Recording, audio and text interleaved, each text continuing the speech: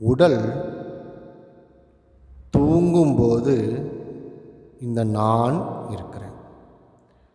தூங்குவது என்ற செயல் அப்படின்னா என்னன்னா, இந்த மூளை தன்னுடைய செயலின் பெரும் பகுதியை குறைத்து கொள்வது. அந்த மூளை ஓய்வெடுக்கும் நிலையை தான் நாம் உறக்கம் அப்படின்னு சொல்கிறோம். அங்கேயும் இந்த நான் அப்படின்றது இருக்குது. கனவுலையும் அந்த நான் இருக்குது. ஏன்னா கனவை நாம் பார்க்குறோம், அங்கேயும் அந்த நான் இருக்குது. விழித்திருக்கும் போதும் அந்த நான் இருக்குது. அதாவது